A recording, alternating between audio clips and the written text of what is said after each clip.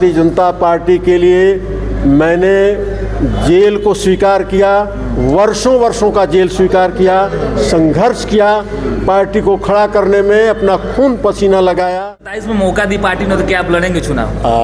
Party के पास party में तो हमारा पसीना भी नहीं बहा था, तो उसके बारे में हम क्या कह सकते हैं। भारतीय जनता पार्टी के टिकट से और एक एप्लीकेशन हमने पार्टी कार्यालय में नहीं दिया है कि मुझे चुनाव कर लिए, तो इसके पीछे क्या रीजन रहा? हमने तो बातचीत करते हुए बताया आप लोगों को।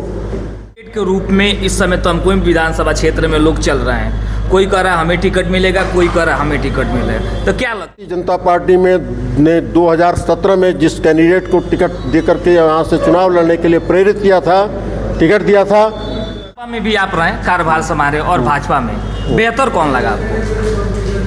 पुनः आपकी एंट्री हो गई सर। नमस्कार, और मैं शत्रुघ्न कुमार। हमारी मौजूदगी तमकुई विधानसभा क्षेत्र में है और मैं बता दूं, हमारे बगल में देख सकते हैं एक चेहरा नजर आ रहा होगा। इस तमकुई विधानसभा क्षेत्र से लगातार 2 बार विधायक रहे। हम सभी के बीच में मौजूद है पूर्व विधायक नंद किशोर मिश्रा जी। आज देखा गया कि तमाम इस क्षेत्र के पत्रकार बंधुओं को इन्होंने आमंत्रित किया था, बुलाया था, उनको सम्मानित किया और उनसे अपने बातों को रखें, विचारों को रखें। आइए इनसे सीधे जुड़ जाते हैं और जान लेते हैं कि तमाम चीज़ आज लोगों को बुलाया है, क्या क्या बातें प्रेस के सामने रखने का काम किया। सबसे पहले सर स्वागत है आपका। आपको भी आज के इस दिन समय देने के लिए, यहाँ आने के लिए बहुत बहुत धन्यवाद करता हूँ। अभी मैं देख रहा था कि तमाम इस तमकुई क्षेत्र के तमाम पत्रकारों को आपने आमंत्रित किया था, तो इसके पीछे क्या रीजन रहा आज? इसके पीछे मुख्य कारण है कि 12 जनवरी को जी बहुत पहले से स्वामी विवेकानंद जी का जन्मोत्सव हम मनाते हैं जी, और काफ़ी लंबा समय हो गया। जी तो उसके प्रचार प्रसार के दृष्टि से जी, समाचार पत्रों को, मीडिया को उसको उसकी जानकारी उस कार्यक्रम की मिले, जी। इसी हेतु सबको आमंत्रित किया था। अभी तमाम लोगों को कहना ये भी आ रहा है कि समाज में कि अब आप चुनावी मैदान में उतरने वाले हैं, चुनावी जंग में उतरने वाले हैं। मैं 1980 जी से भारतीय जनता पार्टी की स्थापना काल से जी भारतीय जनता पार्टी के निर्देश पर जी विभिन्न प्रकार के चुनावों में शिरकत करता रहा, लोगों को लड़ाता भी रहा और स्वयं भी मुझे भारतीय जनता पार्टी ने अनेकों बार टिकट दे करके और लड़ाया।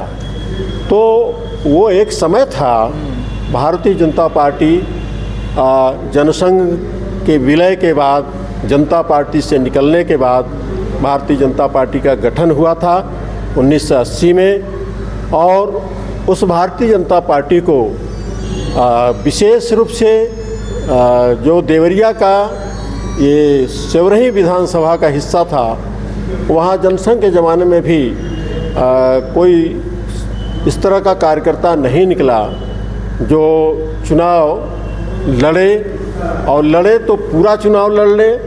कुछ लोग आए भी, 1-2 लोग तो लड़ नहीं पाए और बीच में ही चुनाव भी स्थगित हो गया।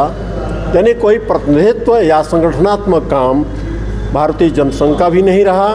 और भारतीय जनता पार्टी का तो उदय ही हुआ था 1980 में, और पार्टी ने मुझे गोरखपुर में मेरा कार्यक्षेत्र था, वहाँ से सेवरही में पार्टी का काम करने के लिए, चुनाव लड़ने के लिए भेज दिया था और मैं आया और लड़ा।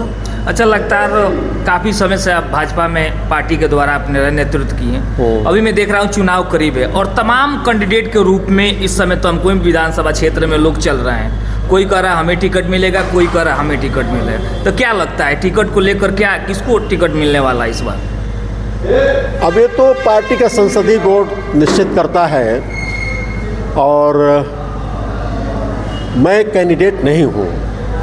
आपको टिकट मिलेगा तो आप नहीं लड़ेंगे? मैं बता रहा हूँ, मैं कैंडिडेट नहीं हूँ, मैं कैंडिडेचर की मांग नहीं कर रहा हूँ। मांग नहीं कर रहा और कभी नहीं किया है। कभी नहीं किए। मैं 1980 से जोड़ लीजिए कितने चुनाव हुए होंगे 2012 तक, और एक चुनाव छोड़ करके मेरा स्वास्थ्य अनुकूल नहीं था, इसलिए मैंने चुनाव नहीं लड़ा।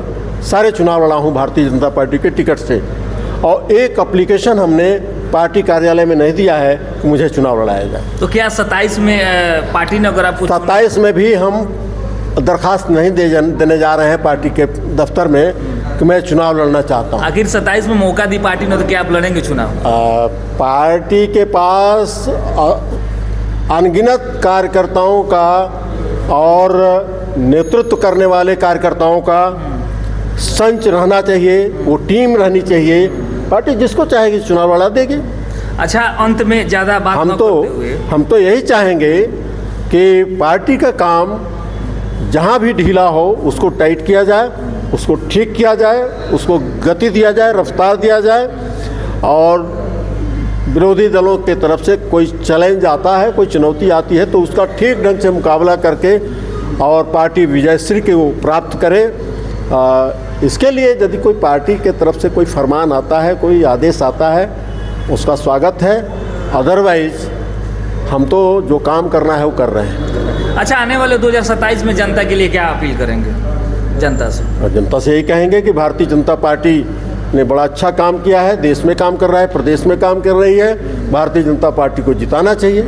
अच्छा, लोग ये भी कहते हैं कि बीच में आप सपा ज्वाइन कर लिए, तो इसके पीछे क्या रीजन रहा? हमने तो बातचीत करते हुए बताया आप लोगों को क्या कि भारतीय जनता पार्टी में ने 2017 में जिस कैंडिडेट को टिकट देकर के यहाँ से चुनाव लड़ने के लिए प्रेरित किया था, टिकट दिया था, उससे मेरी ज़बरदस्त नाराज़गी थी। और नाराज़गी थी तो हो सकता है हमारे स्वभाव में ये दोष हो कि नाराज़गी सर पर चढ़ करके बोलने लगे। अच्छा, सपा में भी आप वो बैलेंस डिसीजन नहीं था। अच्छा, सपा में भी आप वो मेरा बैलेंस डिसीजन नहीं था, वो संतुलित हमारा निर्णय नहीं था। हमें नहीं लड़ना चाहिए था। नहीं लड़ना चाहिए था। हाँ। यानी कहीं ना कहीं लगा कि आप गलत कर गए सपा में जाके। नहीं। हाँ। हमने लड़ करके भी गलत किया। लड़के भी गलत किया। हाँ, पार्टी भी दे दिया किसी को टिकट तो अच्छा, उसका एक चीज़ और जानना चाहेंगे कि अभी सपा में भी आप रहे, कार्यभार संभाले, और भाजपा में बेहतर कौन लगा आपको? पुनः आपकी एंट्री हो गई। भारतीय जनता पार्टी मेरे दिल की पार्टी है, मेरे विचारों की पार्टी है। भारतीय जनता पार्टी के लिए मैंने जेल को स्वीकार किया, वर्षों का जेल स्वीकार किया, संघर्ष किया, पार्टी को खड़ा करने में अपना खून पसीना लगाया। समाजवादी पार्टी में तो हमारा पसीना भी नहीं बहा था, तो उसके बारे में हम क्या कह सकते हैं। बिल्कुल, आने वाले 12 तारीख के कार्यक्रम जिस उपलक्ष्य में आप तमाम पत्रकार बंधुओं को एकत्रित किए थे, तो उस पर क्या कहेंगे जनता से 12 तारीख कार्यक्रम के बारे में? 12 तारीख को कार्यक्रम में नौजवान, शिक्षक अपने परिवारों के साथ आवें, उस समागम में सम्मिलित हों। सांस्कृतिक अवधारणा को लेकर के वो कार्यक्रम है। राजनीतिक चर्चा वहाँ होनी नहीं है। आध्यात्मिक और देश की आवश्यकता और राष्ट्रभक्ति और राष्ट्र शक्ति के बारे में वहाँ चर्चा होनी है। हमारी राष्ट्रभक्ति जागे, हमारी राष्ट्र शक्ति मजबूत हो, इस उद्देश्य को लेकर के स्वामी जी भी काम किए थे। और बहुत उनका तो एक एक क्षण देश के लिए गुजरा था और उनके हम लोग अनुयायी हैं, उनके सिद्धांतों पर जीवन जीने का प्रयत्न करते हैं, तो हमें भी वही काम करना चाहिए। स्वामी जी ने हिंदू समाज को जोड़ने का काम किया और आज तक हिंदू समाज बिखर रहा है। स्वामी जी ने, आप जैसे बोल रहे हैं कि हिंदू समाज, तो हिंदू समाज की भी परिभाषा समझनी पड़ेगी। हिंदू समाज की स्वामी जी के शब्दों में परिभाषा थी कि जो इस देश का, समाज का छोटे से बड़ा तबका, चाहे वो किसी जात का हो, किसी वर्ग का हो, नर नारायण की सेवा का उद्देश्य लेकर के हम सबको आगे आना चाहिए, काम करना चाहिए। और यही हिंदू समाज की उनकी परिभाषा थी। ऐसा ही हिंदू समाज जो चाहते थे। आज जो कुछ भी नज़र आ रहा है उसके पक्षधर स्वामी जी नहीं थे। बिल्कुल, धन्यवाद। तो ये थे नंदकिशोर मिश्रा जी, जो आज बैठक का मेन उद्देश्य अब आने वाले 12 तारीख को कार्यक्रम के बारे में चर्चा किए, और इनकी विचार आपको कैसा लगा? आप देखते रहिए यूपी बिहार न्यूज़ के साथ। मैं शत्रुघ्न कुमार यादव, नमस्कार।